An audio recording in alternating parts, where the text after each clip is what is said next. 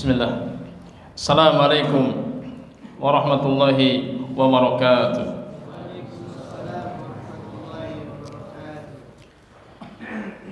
Alhamdulillah nahmaduhu wa nasta'inuhu wa nastaghfiruh wa na'udzu billahi min syururi anfusina wa sayyiati a'malina.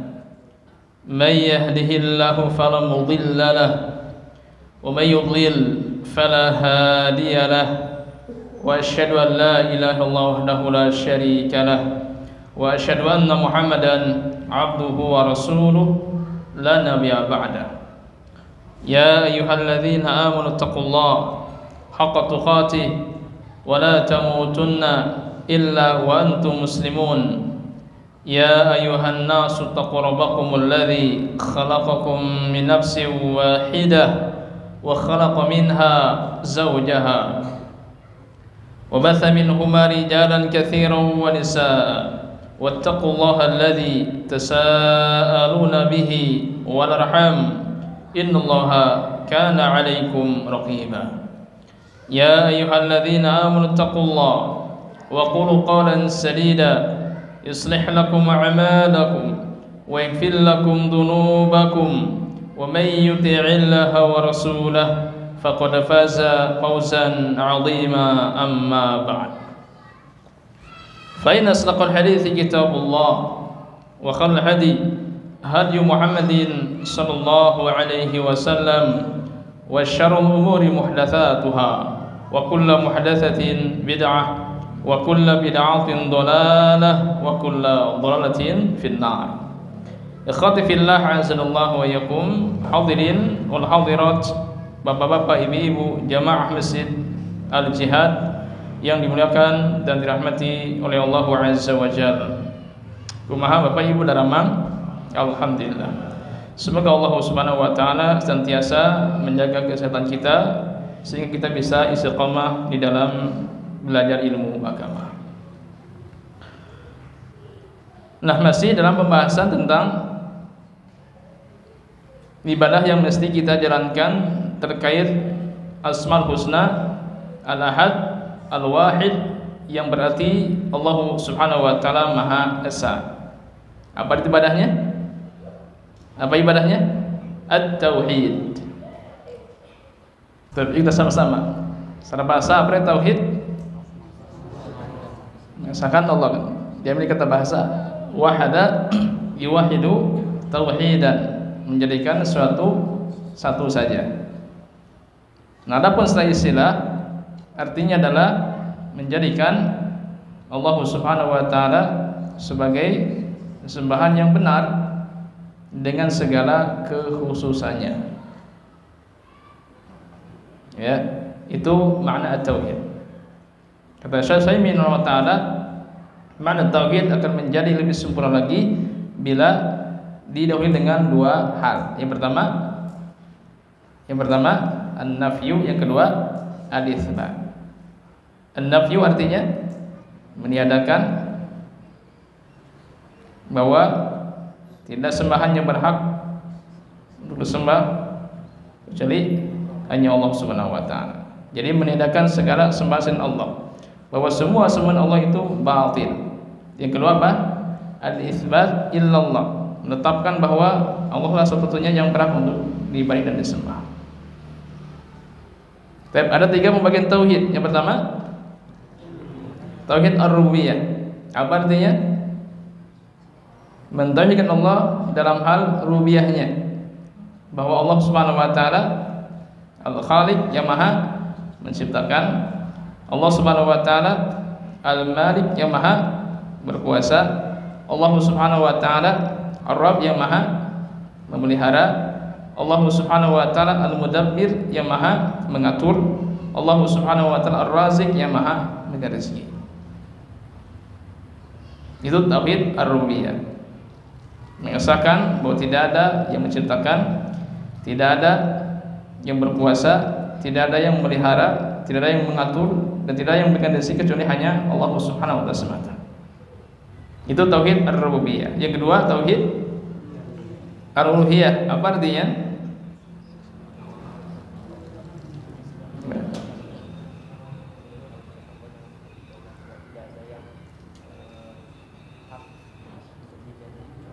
Nah, mengesahkan Allah Jalla wa Ala dalam hal ibadah. Iyyaka na'budu wa iyyaka nasta'in. Apa arti ibadah? Segala sesuatu baik ucapan atau perbuatan yang dicintai oleh Allah Subhanahu wa taala. Terus bagaimana definisi ibadah yang dijelaskan oleh Syaikhul Islam Ibnu Taimiyah rahimahullah taala, yaitu al-ibadatu hiya ghayatul dzul bil ghayatil hub. Sebuah ketaatan yang sangat maksimal didasarkan pada cinta yang sangat maksimal. Itu ibadah. Makanya ibadah yang kita jalankan itu kita lakukan dengan semaksimal mungkin. Itu tauhid al-uluhiyah. Yang ketiga tauhid ar-rububiyah. Apa artinya? Mentauhidkan Allah Subhanahu wa taala dalam hal nama dan sifatnya. Nah, bagaimana cara mengesahkan Allah, mentauhidkan Allah dalam nama dan sifatnya? Yang pertama, menetapkan nama dan sifat Allah sesuai apa yang Allah tetapkan bagi dirinya. Yang kedua, meniadakan nama dan sifat Allah apa yang Allah tiadakan bagi dirinya tanpa adanya ilhad. Yang pertama at-tahrib. Apa artinya? At-tahrib, merubah nama dan sifat Allah dari pemahaman yang benar, dari makna yang sebenarnya. Yang kedua at-ta'til, meniadakan, mengingkari nama dan sifat Allah baik sebagian maupun secara menyeluruh. Yang ketiga at-takyif, menanyakan bagaimana gambarannya, bagaimana bentuknya. Tapi yang keempat at-tamtsil atau tashbih, itu apa? Menyerupakan Allah Subhanahu wa taala dengan makhluk atau makhluk dengan Allah. Itu 4 macam dari al-ilhad. Tapi itu diantara 3 macam at-tauhid.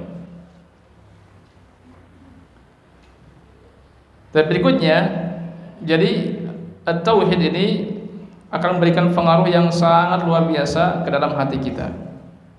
Apa sih pengaruh terbesar tauhid ke dalam hati kita? Jamil, akan membuat hati kita semakin sehat, semakin bersih, semakin selamat dari apa? Berbagai macam penyakit hati, baik syubhat maupun syahwat. Kita kenal dengan istilah qalbun salim. Jadi tauhid ini akan membuat hati kita qalbun salim. Ya, maka satu-satunya yang akan menjadi manfaat terbesar kita nanti pada hari kiamat, nanti di akhirat adalah qalbun salim. Orang yang datang menghadap Allah Jalla wa Ala dengan membawa qalbun salim. Ini menunjukkan bahwa kita yakin kita akan berjumpa dengan Allah. Kita akan bertemu dengan Allah. Kita akan menghadap Allah Subhanahu wa taala. Ini harus kita yakini dengan keyakinan yang sangat mendalam, dengan keyakinan yang sangat sempurna. Kalau kita betul-betul yakin bahwa kita akan bertemu dengan Allah Subhanahu wa taala, kita akan berjumpa dengan Allah, berarti kita akan apa? Mempersiapkan bakal kita nanti. Ya, persiapkan.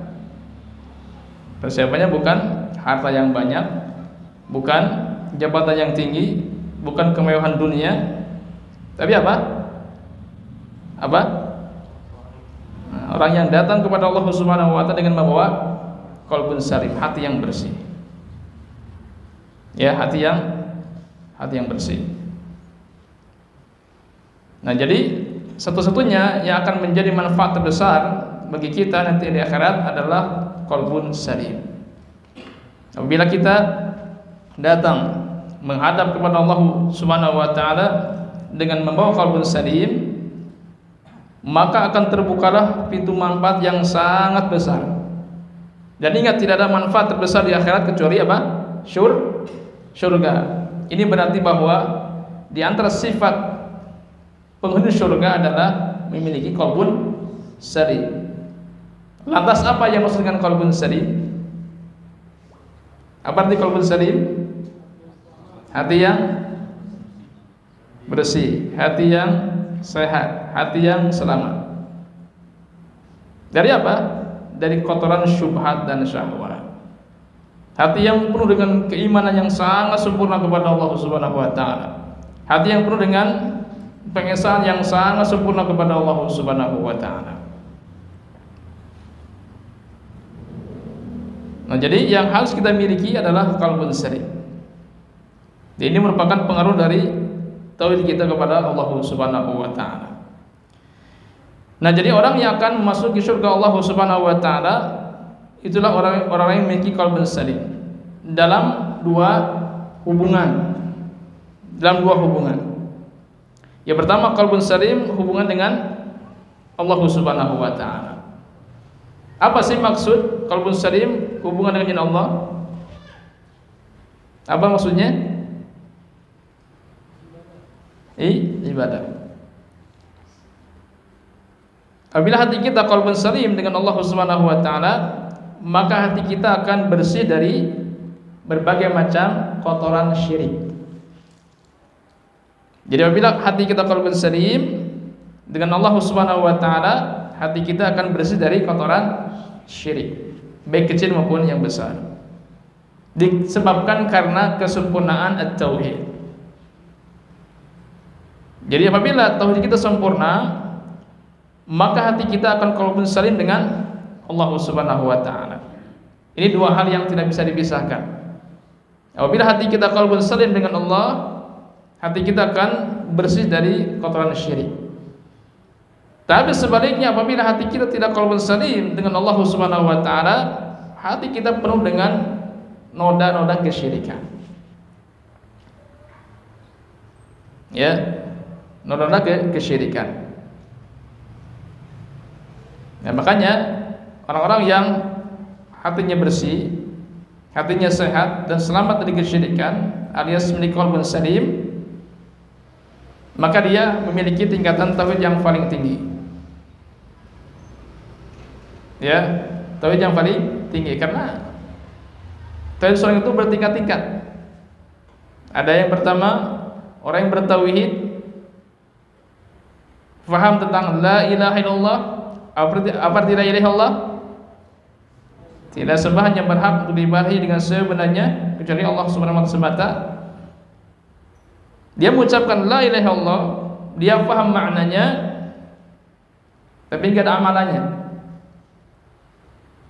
Enggak ada amalan dan enggak ada keyakinan dalam hatinya. Sehingga dia terjerumus dalam perbuatan syirik. Dia mengucapkan la ilaha illallah tapi masih saja percaya kepada tukang ramal, percaya ke dukun. Padahal dia mengucapkan la ilaha illallah, dia paham isinya. Ada gak orang yang mengucapkan la ilaha illallah tapi masih percaya ke dukun, ke tukang ramal? Banyak. Berarti lemah tauhidnya. Ini yang pertama.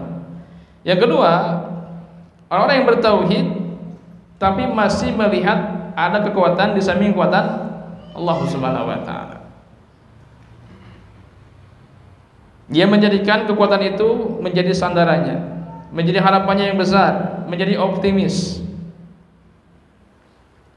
Lalu pada saat kekuatan ini tidak menghasilkan apa-apa, barulah dia mengandalkan kekuatan Allah Subhanahu wa taala. Jadi alternatif pertama dalam kesulitan itu mengandalkan kekuatan makhluk terlebih dahulu. Kalau kekuatan makhluk ini gagal, tidak menghasilkan apa-apa, barulah dia mengandalkan kekuatan Allah Subhanahu wa taala. Apa contohnya? Apa contohnya? Ya, seorang pasien sakit. Pasien ini mencoba mencari kekuatan yang bisa menyembuhkan. Nampaklah kekuatan dokter. Lalu kekuatan dokter ini jadikan sebagai optimisnya, sandarannya. Ya, dokter ini pasti akan menyembuhkan penyakit saya. Bersandar sepenuhnya ke dokter tadi. Akhirnya gagal. Dokter itu tidak menghasilkan apa-apa, artinya enggak sembuh.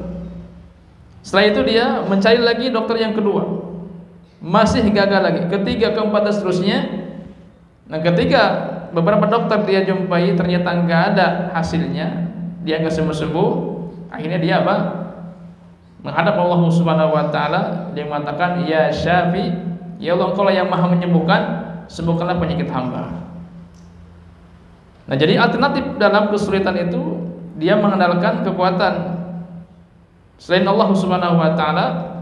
Baru apabila kekuatan ini tidak menghasilkan apa-apa, dia lari kepada kekuatan Allah Subhanahu wa taala. Kalau dokter punya kekuatan enggak? Dokter punya kekuatan enggak? Punya enggak? Punya. Kalau penyakitnya ringan. Kalau penyakitnya lemah, dokternya jadi kuat. Seorang ibu misalnya membawa anaknya berobat. Apa penyakitnya? Biasa-biasa saja, panas, batuk, pilek dan sebagainya. Maka dokter bisa menyembuhkan itu dengan izin Allah Subhanahu wa taala. Kenapa? Karena penyakitnya lemah. Penyakitnya lemah. Tapi pada saat penyakitnya itu parah, penyakitnya berat, ya, maka dokter yang lemah. Coba lihat bagaimana reaksi dokter ketika menghadapi pasien yang penyakit sudah parah. Bagaimana dia? Angkat tangan, gitu kan? Gak ada lagi kemampuan manusia. Nah, jadi ingat, jangan tertipu dengan kekuatan manusia. Nah, ini tingkat yang kedua, ya. Jadi banyak orang yang terlebih dahulu mengandalkan kekuatan di samping kekuatan Allah Subhanahu wa taala. Baru setelah kekuatan ini gagal, tidak menghasilkan apa-apa, dia mengandalkan kekuatan Allah Subhanahu wa taala. Ini contohnya begitu. Nah, adapun orang yang memiliki qalbun salim, karena ini buah dari kesempurnaan tauhid, dia tidak lagi melihat ada kekuatan di samping kekuatan Allah Subhanahu wa taala. Dia menggunakan semua kekuatan kecuali hanya kekuatan Allah Subhanahu wa taala. Kenapa kita masih saja mengandalkan kekuatan manusia? Kenapa? Masih berharap kepada manusia? Kenapa? Apa rasanya?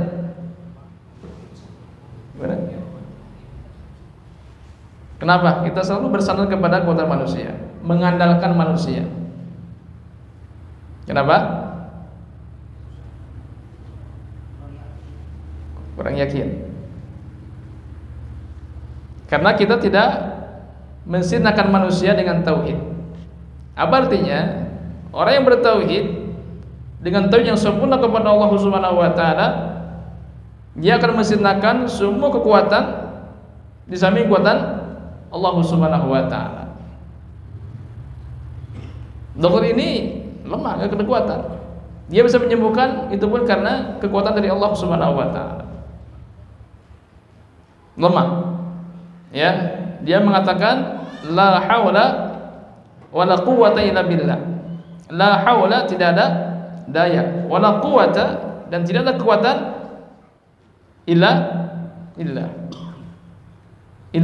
kecuali hanya milik Allah Subhanahu wa taala. Ini tauhid. Tauhid yang keberapa? Yang ketiga kan, mengesahkan nama dan sifat Allah. Allah Al-Qawi, Maha Kuat. Berarti kita mengesahkan kekuatan Allah Subhanahu wa taala. Enggak ada kekuatan di samping kekuatan Allah. Ini tauhid yang ketiga, asma wa sifat. Ya. La haula wala quwwata illa billah. Tidak ada daya dan kekuatan kecuali hanya milik Allah Subhanahu wa taala. Orang yang betul bertauhid dengan tauhid yang sempurna, dia akan betul mengesahkan semua nama dan sifat Allah Subhanahu wa taala. Ya. Itu apa? Tauhid yang sempurna.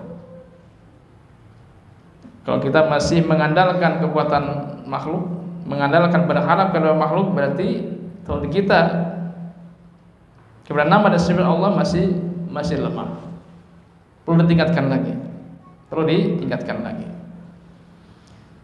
Nah, jadi orang yang memiliki tauhid yang sempurna, dia hanya mengesahkan Allah Subhanahu wa taala, mengandalkan kekuatan Allah Subhanahu wa taala. Sampai dia dizalimi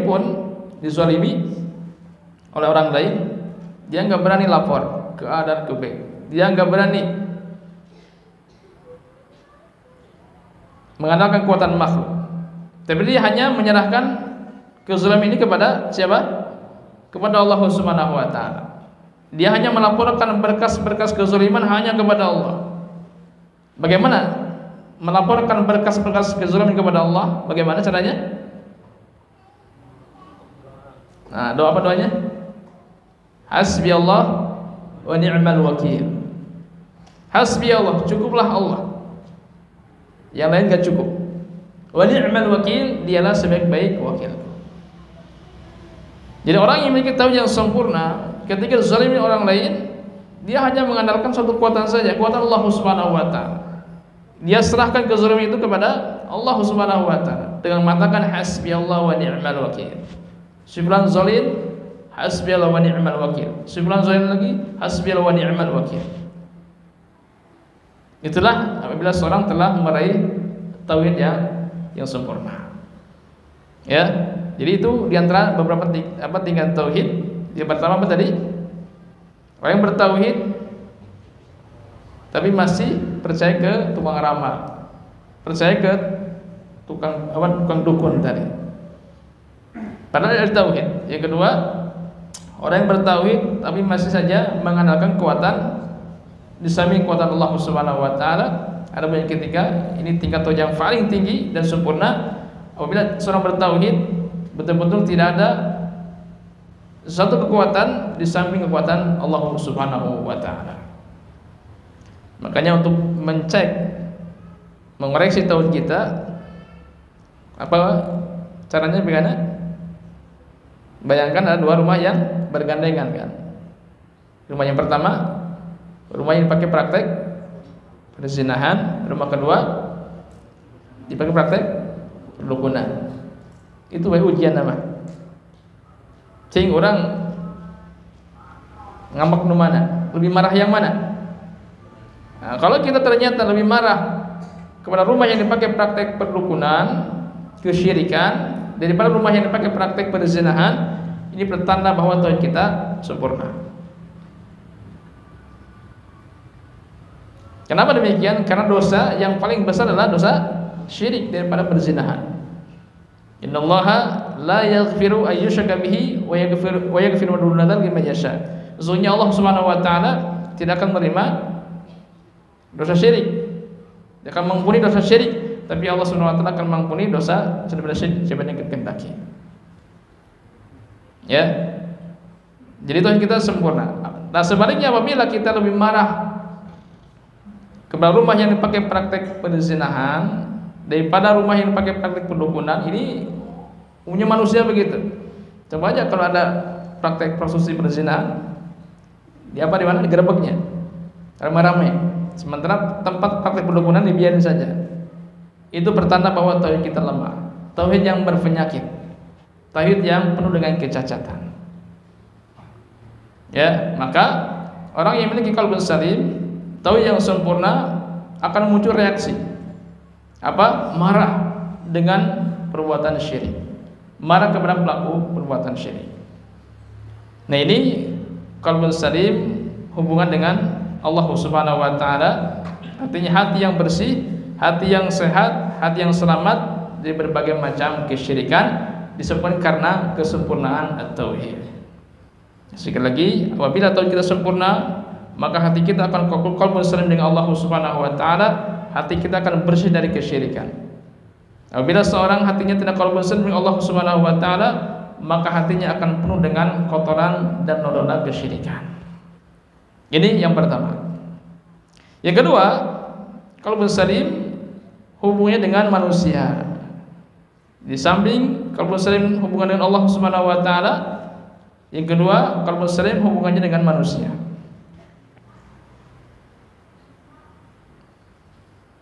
Apa sih maknanya qalbun salim hubungannya dengan manusia? Lihat di dalam sebuah hadis, kita Nabi SAW bertanya, qila li Rasulillah sallallahu alaihi wasallam, ayyun nasi afdal? Qala kullu mahmil qalbi saduqul lisan. Qalu ya Rasulullah, saduqul lisan na'rifuhu, fama mahmumul qalb? Qala huwa at-taqiyyun naqiyyu la itsma fihi wala ghilla wala baghya wala ghilla wala hasad.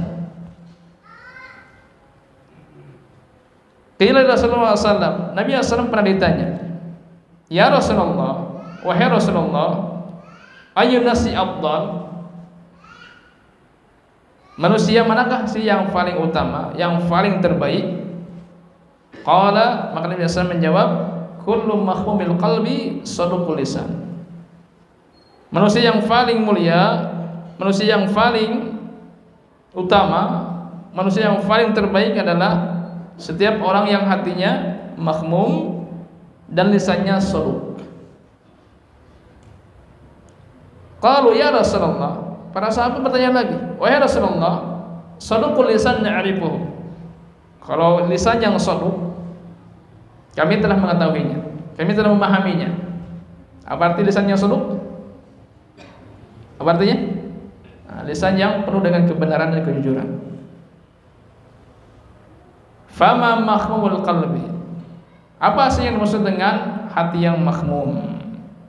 Kata Nabi sallam, qala huwa taqiyyun naqi. Yang pertama, hati yang mahmum artinya adalah hati yang penuh dengan ketakwaan. At-taqi. Ya, dan memang takwa itu tempatnya dalam hati. Allah Subhanahu wa ta'ala firman, "Dzalika wa man yu'azzim syairallah fa innaha min taqwal qulub." Demikianlah perintah Allah.